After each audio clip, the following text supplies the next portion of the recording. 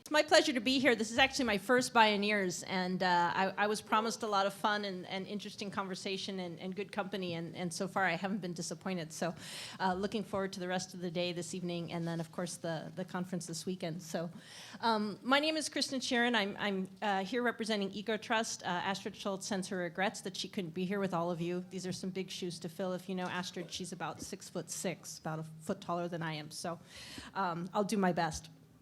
I'm here to talk today a little bit about the approach that we've been taking at Ecotrust toward building resilience on the ground in the bioregion that we call home. For those of you who don't know Ecotrust, and we actually don't do a very good job always of telling our story, so I'm going to actually guess it's probably the majority of you in the room. Our mission at Ecotrust is to foster a more natural model of economic development, one that can create more resilient communities, economies, and ecosystems. Our vision is one of a more reliable prosperity that can create true well-being for people in place, a system where one type of capital is not prioritized over all types of capital, where human capital, social capital, cultural capital, finance capital are viewed as symbiotic and integral to the well-being of people in place. We worked with an illustrator about a year ago to try to sketch out sort of what our vision for a resilient regional economy could look like. This is what they came up with. It's sort of a fun way of sort of playing with one's vision, especially since Gary Larson's retired at this point, as we mentioned before. So, but that is our vision for our region. Our story started about 20 years ago when our founder, Spencer Beebe, literally came home to Portland, Oregon after a long career in international conservation circles, first with TNC International and then as founding president of Conservation International. He recognized that we had neither the moral authority nor the solutions to be telling other countries how to better balance their conservation and development needs, when, of course, the coastal temperate rainforests of home in North America were under assault and were being lost rapidly. So he came back home to begin a period of regional experimentation, and thus we've had 20 years of sort of applied thinking and practice in our bioregion. You know, we've always been regional in our approach, and our region is what we call Salmon Nation. It's sort of the region where salmon used to historically roam and still do through most of it, from Central California all the way up through British Columbia into coastal Alaska.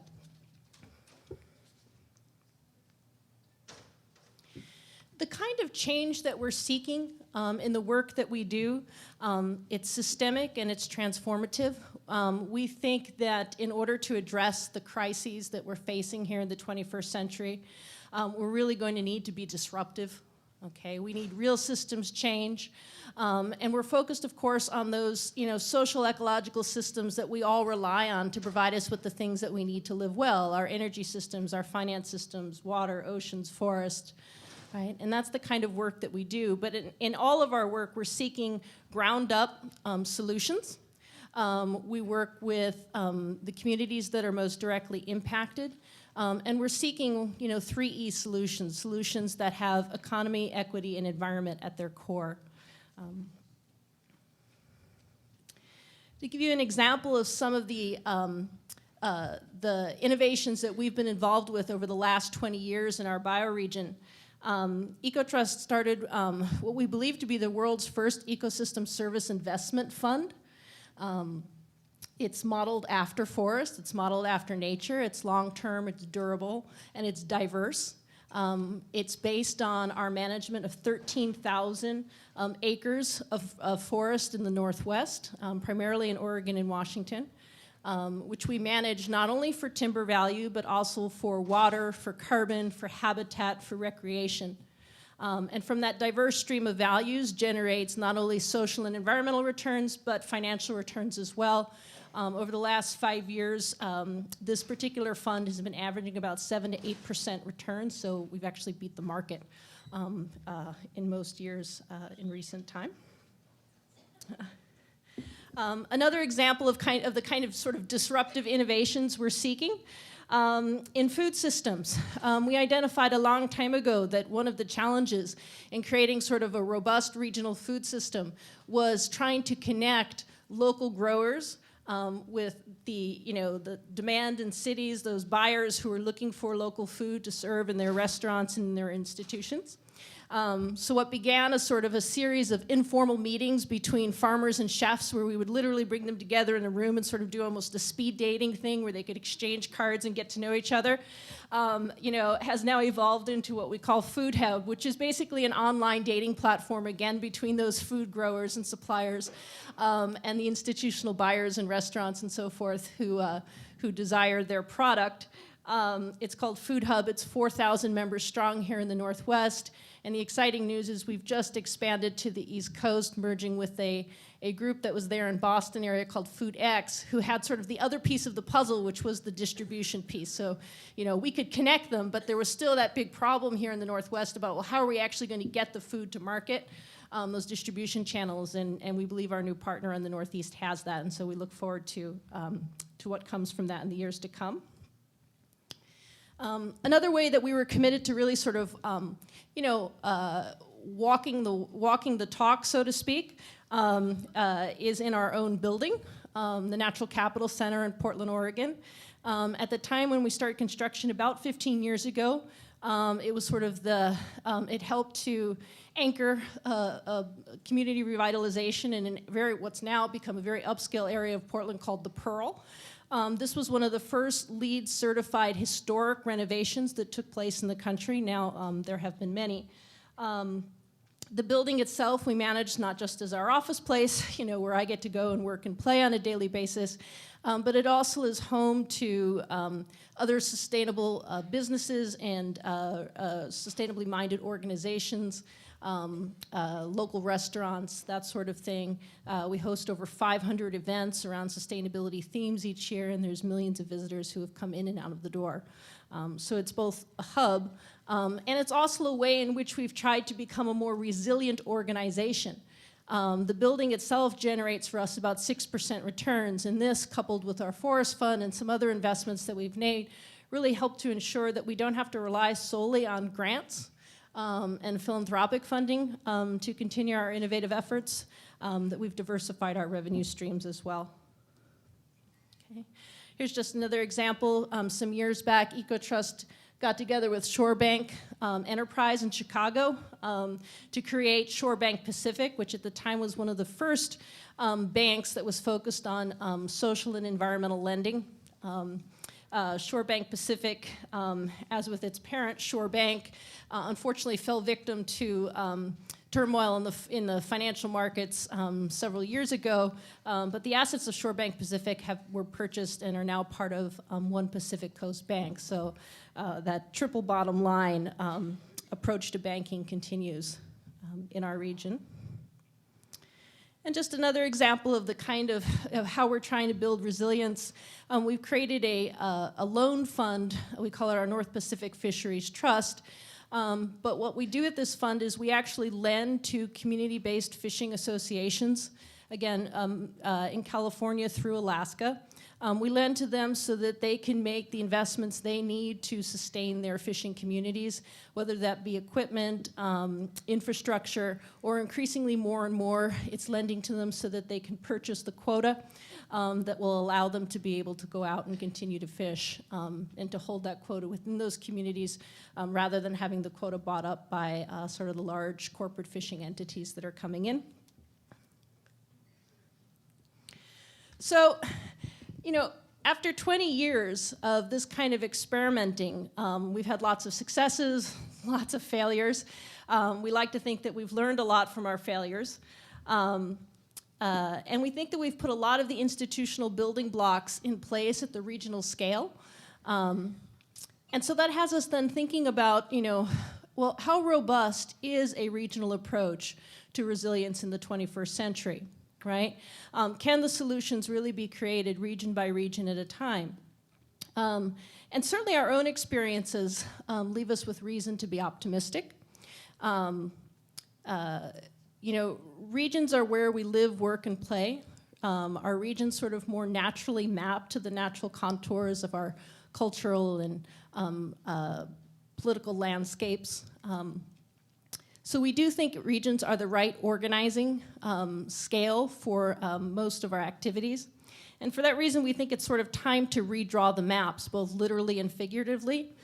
So this picture that you have up here, this was an exercise that we did, a tool that we built about a year ago in honor of a convening that we had in Portland. We brought together a bunch of other regionally minded organizations like ourselves from around the world, representing different regions of the world. And we created this tool that basically allows the user to go in using global data sets and sort of identify the variables, the factors that are really important to them and to their place, whether that be geographic factors, cultural factors, language, economy, you name it. And you can add, you can sort of parameterize, turn up the dial on importance on those different factors. And it literally sort of redraws the map in terms of what it is your region looks like. And what's been amazing to us, we sort of use this as a point of dialogue with other regional practitioners around the world. And what's sort of amazing to us is how many conversations it has opened up with people who look at that and say, hey, that's where I live. I see myself there. And of course, what you see, of course, is that our regions don't map to the political institutions and infrastructure that, of course, we have at the present, okay? And I think that's really what gives us faith in the power of regionalism in the 21st century, is that when we look around the world, it's so clear that our national and international institutions are failing. And so we need to find solutions at a different scale. Now, I think the challenge, of course, is, how do you marry this notion of sort of a robust regionalism with the fact that some of the most severe and urgent challenges we're facing are inherently global in nature, like climate change, for example. And I think, again, it's about the appropriateness and the flexibility of sort of moving across scales and how you think about problems and their solutions. Climate change poses a risk of sea level rise, right? For coastal communities across the world. It doesn't matter whether you're in the Mekong Delta or you're in the financial sector of downtown Manhattan. There's a real risk of sea level rise. Nobody can deny that. But it's only at the regional scale where you begin to see those risks translate into vulnerabilities. Because what makes us vulnerable are the institutions, our economies, our communities, and that's where we begin to see that while we may be facing global risks, it's really at that local level that we are vulnerable, and therefore we need local solutions to address those problems. And of course, we believe that those local solutions, those regional solutions, can both inform and inspire action at national and global scales. Okay. So at the end of 20 years, sort of where's our thinking? We're inspired by this quote by Stephen Johnson: when nature finds itself in need of new ideas, it strives to connect, not protect. So we're thinking really hard at this point in time about how it is that we might scale up, right, the kinds of regional innovations that we've been part of, that many of you have been part of, and we know that they're out there in the world. Right? Because the urgency of the problems we're facing mean that we don't have time for solutions to sort of emerge organically in this place in the world. And so we asked ourselves, why is it so easy for a kid in Vietnam or a teenager in Brazil to find an Angry Birds game and download it? I mean, it's ubiquitous, right? What if it was almost as simple for resilience practitioners worldwide to access the ideas, the innovations, the tools, the technologies, the solutions, and the resources to implement them as it is to access a game like Angry Birds, right? And so what might an app store for the planet look like? It's an imperfect analogy, but the idea that we can somehow speed the transmission of regional innovations across the world by creating networks of networks, and we heard an awful lot about the transformative potential of networks earlier this morning. I couldn't agree more. But marrying that with some kind of technology platform to actually begin to speed the transmission of these kinds of ideas. That's where we're thinking, and we're looking for other partners and others who would be interested in helping us bring this idea to reality. Just to sort of give you an idea what a quote-unquote app store for the planet might look like, we asked, being mindful of the warning earlier today, don't get stuck in the prototype mode. We worked with Wieden & Kennedy, who's Portland-based, big marketing firm, think Nike swoosh. What a campaign around something like this might look like, and they just gave us a quick mock-up because we're not going to get a whole lot of their resources and attention. And they said, imagine if you could, have an interface where, again, some of the best ideas of the planet could be accessed along with the rich networks of individuals, right, who can help with their expertise, with their connections, help put that into action. And so that's where we think we are at this point in time, and we invite all of you to help us start here. So thank you.